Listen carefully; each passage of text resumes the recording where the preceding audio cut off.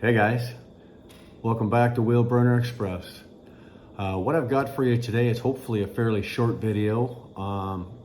We've got a couple of emails from guys that were looking to make the transition from company driver to owner operator. And all three of these guys asked us, what are the steps? What are the proper steps? Well, I'm not going to say that I have the proper steps, okay? All I can do is take you back to when I started and became an owner operator. And as of November of this year, we're going to be 20 years in business. This will be our 20th year in November as owner operator. And if I'm going to try to put myself in your place in 2022, if I was a new guy or a company driver and I was making that jump from company driver to owner operator, what steps would I take and what order would I try to put them in?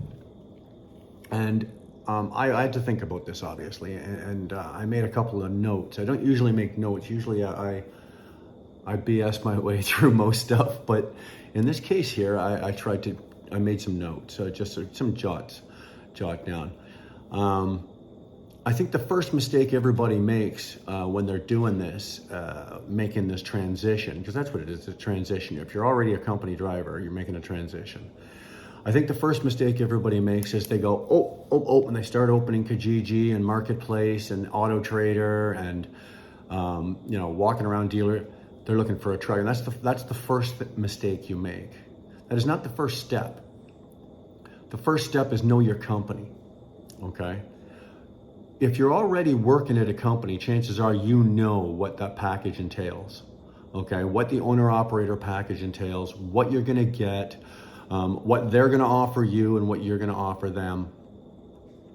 If you're not happy at the company and you're looking to make a jump, remember you're gonna be dealing probably with a recruiter.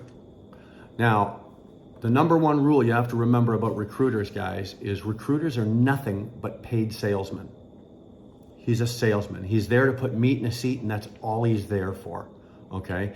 He's drawing a salary and probably even a bonus and a commission for every one of you guys that he puts in one of those trucks or signs up an owner operator. So remember, when you're dealing with company or with any company, you're dealing with a recruiter. I'm not going to say 100% of them are liars, but they are going to exaggerate and overextend what that company is going to offer you. They're going to make it look a lot and sound a lot better than it is. I was listening to a live this morning, Snorlord the Metalhead, Viking, and he was talking about making the jump from company to company, this and that, when you're doing that. But if I was a new guy and I was listening to that, what I would take out of that is ask questions. Ask as many damn questions as you possibly can. And I don't mean ask just to the recruiter, because I'll get back to that, the recruiter, in a second. But I ask questions to the other drivers. Find guys that have been there 3, 5, 7, 10 years. Talk to them. How long are you out? What kind of equipment are you driving? Because if you're an owner operator, maybe you've got your truck, but you're pulling one of their trailers. What's their maintenance? Make a list of everything that you want to know about that company, and don't necessarily ask the recruiter. You are, but don't ask him first. You talk to the company drivers, the other drivers within that company, owner ops, company drivers, whatever. Ask questions, thousands of them if you can come up with them. There's no stupid question when it comes to this, because remember, this is your livelihood you're dealing with here. Let's get back to the recruiter, okay? I at times have gone and done a little bit of research, done what I want to do, made the phone call, hooked up the deal with the recruiter, gone to the interview, and turned it right around. Do not let the recruiter interview you. You interview the recruiter.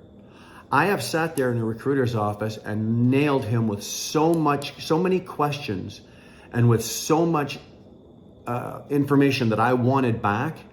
He couldn't get me out of his office fast enough. Why? Because he knew that I was going to make him offer me the world and the stars, and he wasn't going to be able to deliver. So ask questions. Interview your recruiter. Now, That's just what I would do, okay? If I was a new owner op, I'm making the jump, I found the company I want, I'm gonna speak to as many company drivers, owner-operator drivers, I'm gonna talk to the recruiter, I'm gonna talk to as many of those people as I possibly can before I make that jump. And this is before I've even discussed money, okay? Money, if the first question out of your mouth to a recruiter is how much am I gonna make, you got your priorities, you don't have your priorities in line, okay? I wanna know probably about a half a dozen other things. I wanna know, does it have a shop? Are owner-operators allowed to use the shop? What's the flat rate? Do you have a tire account? Do you have an on-road breakdown assistance? Do you have, what is my home time? These are all things that, you know what, if you've got all of these things, I'll be willing to work for you, even if the rate is a little bit lower, whether you're paid by the mile or whether you're paid by percentage. I'm willing to work for a little bit less money for those kinds of securities. Do you have a benefit plan? What is the benefit plan? Is my family covered? All of these kind of things are the questions I would be asking, okay? Know your company, know the company you're going to. So now you've done that, you've done your research, you've got your company, you're excited, okay, I found the company I wanna work at, let's go buy my truck. Wrong. You're not buying the truck yet, okay? Step number 2 for me is my financing. Go get your financing in order, okay? I've never bought a house and then had to go get my financing. I've never bought a car and then had to go get my financing. I've always made sure that my financing is in order. It's in place, it's done, it's solid, it's ready to go, it's signed, it's sealed. Now I can go get my truck, go get my financing. And when it comes to financing, and we're not going to go into it in this video whether you're going to buy the truck or lease the truck. I guess this wouldn't be so much for lease operators that are, say, going on with a company and leasing through them, because usually like Prime, Crete, and all of them, you're given one of their trucks. You don't get to pick your own truck and you get to purchase your own truck. So I guess this would kind of, you guys would be not involved in this. But you're gonna wanna go get your own financing, okay? I myself personally never, ever use in-house financing. If I'm buying a truck from a dealership, I never use in-house financing. Now, I've got the same finance people that I've been using for years, but that's just me. I've established myself a bit in this business, so I've been able to build, part of my business is that I've got financing, I've got, tire accounts, I've got all of that stuff. But for you guys that are just making this jump, get your financing in order. There are, in Canada and the US, I know there's got to be at least, I think 7 to 10 reputable finance companies that do trucks, that do heavy equipment. Start making phone calls. Make phone calls and talk to them. Now, as much as this is going to pain me to say, Ronan had on his channel, he had videos showing about financing. And one thing he did say that I absolutely agreed with is you do not grab the first person that will finance you. If there are, say, 7 to 10 reputable finance companies out there, you shop all 7 to fucking 10 of them. All of them. All of them. You will discover that after a while, they will start fighting for your business. I had three lenders working with my broker. All 3 of those lenders were fighting to get my business. And then, of course, the final decision is mine. Always, always, always shop your financing. Do not take the first guy that's going to go, oh, yep, we'll finance you. Here, sign on the line. Too many guys have done that. I've done that. I remember going back, my very first truck I ever bought. I was so intimidated standing there at the dealership and all the bling, and the guy, the salesman, he's chattering away at 200 miles an hour, and it's going right in this ear and right out that ear, because all I'm doing is I'm looking at that nice old truck over there that I'm about to buy, and I'm going, oh, that's pretty. Yes, sir. Okay. I love that truck. Look at the chrome. Oh, yeah, that's perfect. Okay, yeah, no problem. Yeah. Oh, you want me to sign here? Yeah, okay. I've done it. I have done it. Do not do that, okay? Do not do that. Your financing is very, very important here.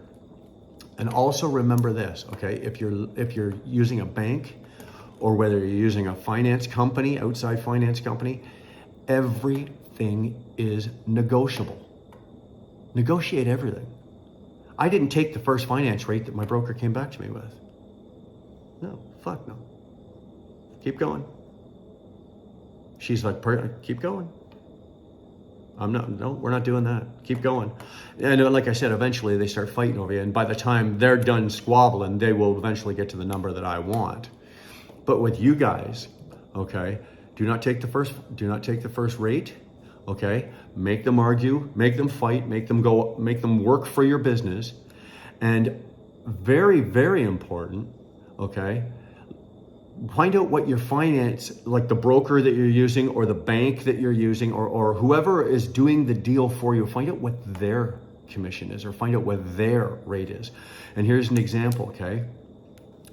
Let's just say your broker comes back to you and says, congratulations, Bobby, we've got you, we've got a lender and your rate is gonna be 6.5%. And you're gonna go, that's fantastic, Mr. Blah, blah, blah. You're gonna sign off on that deal and then you're gonna get your package, you're gonna get all your financing and you're gonna do the math and you're gonna look at your payments and your term and everything and you're gonna go, wait a minute, why am I paying 7.7% or 7.5%? Why? Well, that's because the finance broker has to get paid too. Now, some finance brokers get paid based on the amount of the sale. So, and they also get paid from the lender. So it's a direct shot from the lender to the finance broker. But a lot, and for example, the ones that I deal with, a lot of them, they tack on another point or two to the deal. So now my let's say 6% interest rate that I got, or 6.5% interest rate that I got from the lender, I do the math and it comes out I'm paying 7.5% or 8%. How is that? Well, that other 1.5%, that is your broker that you just paid. That sucks. Nobody thinks to ask, how is this broker how are you getting paid? And I ask them, how do you get paid? Well, I get paid a commission. Well, how's your commission paid? Well, you don't. Yeah, I do need to know that. If you're not willing to tell me how you're collecting money and getting paid on my deal, I'm not doing business with you. I want transparency when it comes to that, and you're going to give it to me or I won't do business with you. And they will. Eventually they will tell you, okay, yeah, I tack on 1.5%. So yeah, your rate is actually 7% instead of 6.5 or 5 or 8% instead of 6.5, whatever. Okay. When you see those inconsistencies, that's your broker being paid. Okay. Now, in some cases, the broker just gets a flat fee from the lender, and you don't get anything, or you don't have to pay anything. That's very rare, but it does happen. So always negotiate, and always negotiate your rate. Always negotiate your term. I've never, ever, ever walked in and said, okay, what can you give me? And then signed on it. Okay, I've always said to them, this is where I want my payment to be. This is what I want my rate to be. And this is the term I want it at. Go to work. Now, some people say don't do that, because if you tell them this, they'll make it happen. But they'll do it, and there's always a back door and there's always a grab. If you do it in that way there, you tell them, I don't want a payment over $2,000. I want to pay. I want my term, or I want my truck paid off in 3 years, 4 years, whatever you want. And I want this interest rate. Go to work, make them work, and I do. So that's for your financing.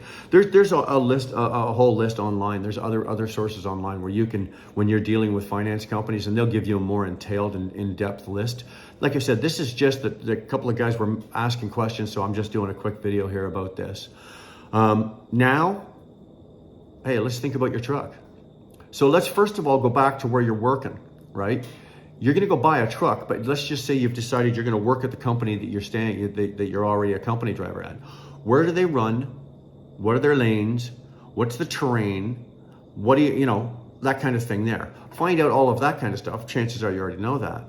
And that's the type of truck you want to spec your truck.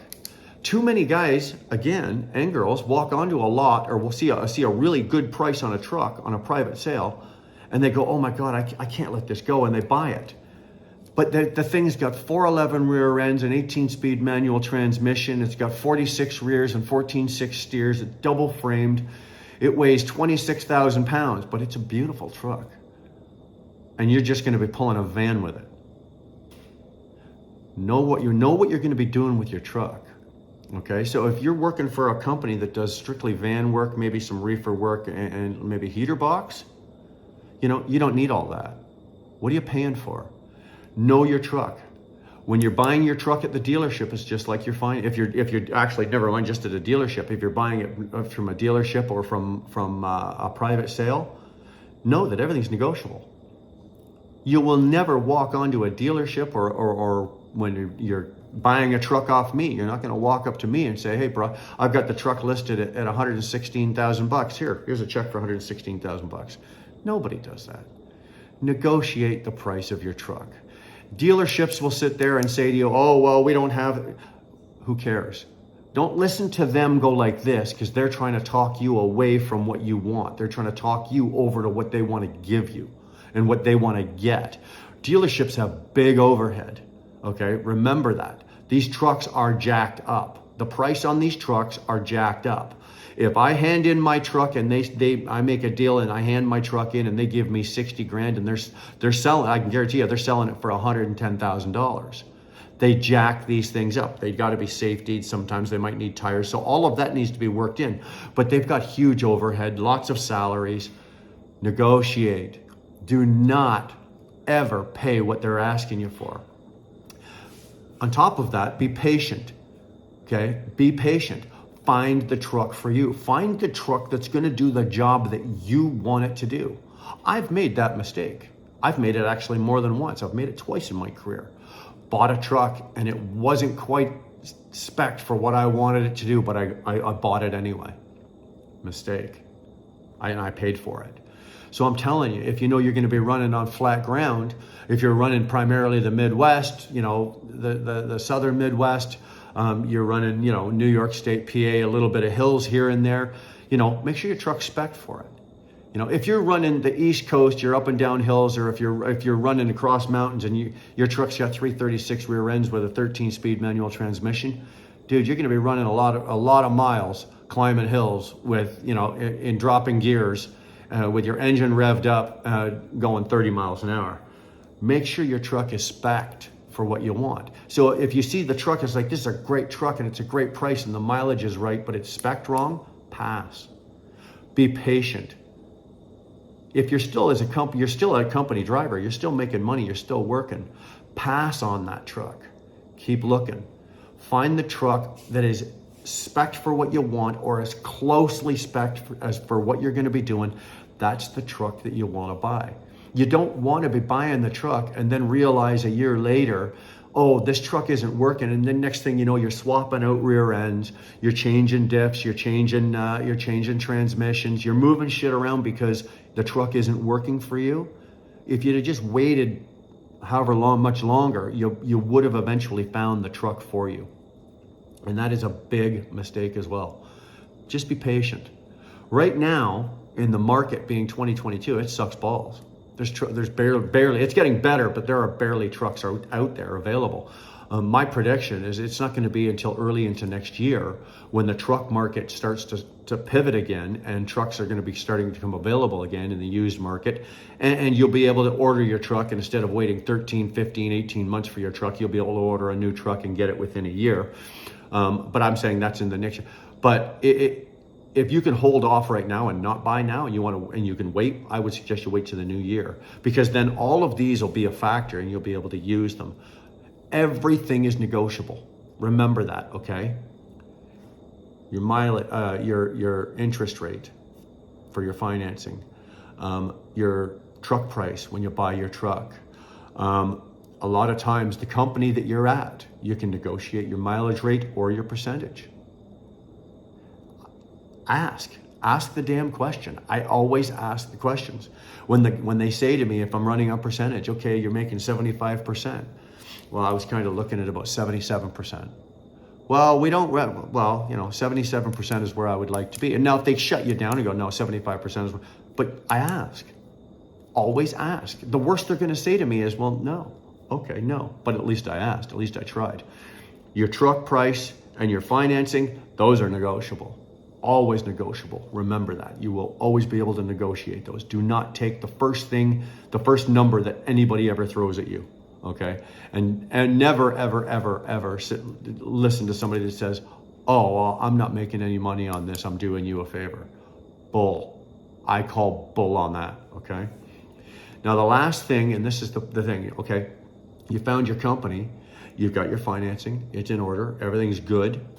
You've been patient, you found your truck, you know it's gonna work for you, this is the truck.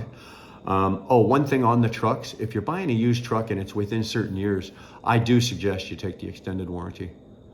Patch in the extended warranty, or just roll it right into your financing price, that way you're not paying afterwards. But try if you can to take the extended warranty. And if you're buying a new truck, well, of course, take the extended warranty. So you've got your company, you've got your financing, you've got your truck, you've been patient, you've got everything that you want to do. Now you're ready to turn the key and go to work. And what is one of the first things that I see happen, a lot of guys do?